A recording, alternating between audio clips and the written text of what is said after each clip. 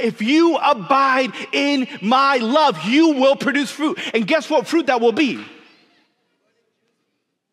Love. If you're there and you're immersed in God's love, you will produce love. Now, Jesus threw me for a loop here. Because in verse 10, he got all law-keeping on me, and I don't know what to do with this, Sister Bobby. Like he says, watch, he's inviting me to abide, Jason.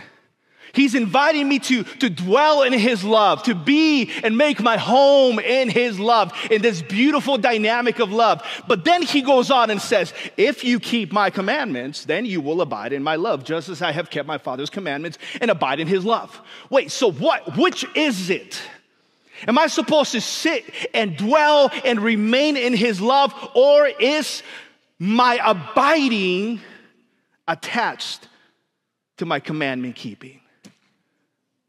Like, what do I do with this thing? What do I do? What do I do? Because he's saying, okay, I'm inviting you to be a part of this love dynamic, this love relationship, but you got to keep my commandments. So do I start marking off? Do not have any of the gospel before me? No graven images? Is it do not steal? Is that what we're talking about here? What is he saying? Watch. He gives us the answer. Verse 12 says the following, this is my commandment. That you, what does the church say? That you love one another as. You see, up until now, we usually say the commandment is that we love one another, but that's not the full commandment. The commandment is that we love one another. I have loved you. Do you realize what the actual commandment is?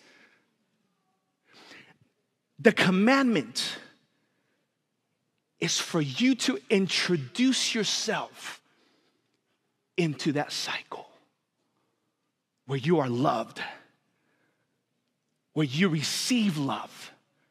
You see, it's impossible for us to just love like Jesus.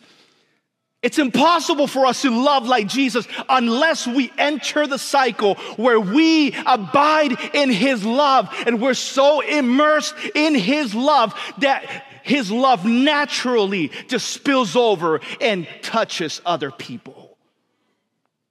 The commandment is not you love like me. No, the commandment is I need you, I'm inviting you to enter this cycle where you receive love and then you pour out love. You receive love and you pour out love.